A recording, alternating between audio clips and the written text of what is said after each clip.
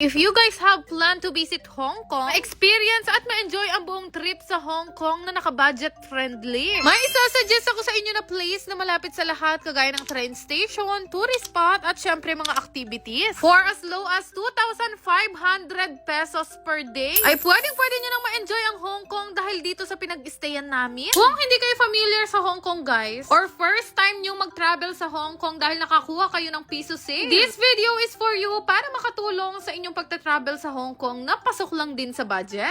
Pangatlong punta na nga namin dito sa Hong Kong guys. At every time talaga na nagpupunta kami sa Hong Kong, ang problem talaga namin ay hotel. Medyo pricey ang mga hotel dito sa Hong Kong, not until makita ko tong pinag-stayan namin nung nakaraan. Ito nga ay located dito sa Chungking Mansion sa Tsim Shat Tsui. Hindi ko alam kung tama yung pronunciation ko. Pero natuwa ako dito dahil pagpasok pa lang namin, kali-kaliwa na nga yung mga nakita namin mga money exchange kaya hindi mo na kailangan umalis-alis pa. Oo naman, dahil bilang tourist, yan ang una nating hinahanap. Bukod sa mga kabi-kabilang mga money exchange, makikita nyo pa dito yung Western Union. Ang convenient pa kasi pagbaba mo ng elevator, meron na ring grocery store dito sa baba. Ito nga pala yung New International Guest House na located nga pala dito sa Chungking Mansion, Tsim Shat Tsui. Meron nga silang reception dito at grabe, sobrang accommodating ng mga staff nila. Bago talaga kami pumunta ng kwarto, in-explain pa nila ng mabuti sa amin lahat nga ng pwede naming mapuntahan and of course, yung pinaka-building. Kung meron din kayong concern, open yung reception nila ng 24 hours. So lahat talaga ng concern namin, nasabi namin sa kanila during ng 5 days na pag-stay namin. Nakakatuwa nga, sobrang bait talaga ni Kuya dahil sinamahan niya pa kami papunta nga dito sa pinaka-room namin. Mag-i-stay nga kami dito ng 5 araw at para sa aming 4, talaga namang saktong-sakto na itong nabook namin na kwarto. Ang lakas na rin yan talagang makasyala na hotel dahil kumpleto, pati toiletries, blanket at saka yung mga towels. Knowing guys na ang Hong Kong napakaliliit ng hotel.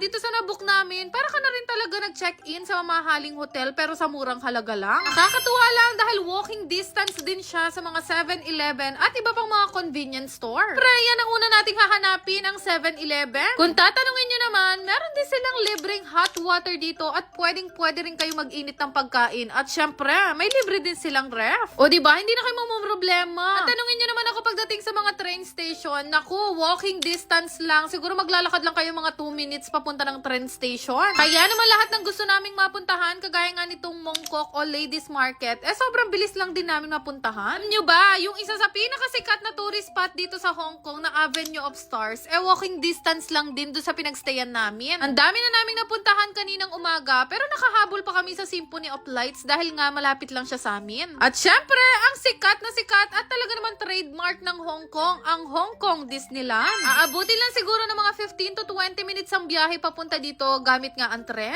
Enjoy nyo talaga ng sobrang Hong Kong guys. Basta magstay kayo sa mga malapit sa tourist attraction at syempre sa train station. Ang nakakatuwa pa talaga sa kanila, every time na uuwi kami kahit marami kami at sabog-sabog ang gamit, bigyan talaga nila kami ng new set of blanket at saka towels at talagang lilinisin nila ng buo. For sure, malaking tulong to sa inyo. Kaya naman tuturo ko na rin kung paano nga kami nag-book. Ginamit ko lang yung Agoda app guys, tapos tinype ko lang ang New International Guest House. Ang presyo niyan guys, nagbavari kung kailan kayo mag-i-stay at gaano kayo katagal mag-i-stay. Actually, marami pa silang property, hindi lang itong New International Guest House. So, pwede nyo lang i-search yan sa may Agoda. Ano ang tanong? How to get there? Mula sa Hong Kong International Airport, pwede kayo mag-taxi, mas makakamura kayo kung marami kayo. O kaya you can use Uber na din. Dali lang din makarating dito using Airport Express. Then, syempre, bababa kayo sa station ng Tsim Shat Tsui. Grabe, ang laki din nung natipid namin nung nag-book kami sa kanila. I-save nyo na tong video na to at sana nakatulong ako para sa darating na tour nyo sa Hong Kong this year. Enjoy Hong Kong!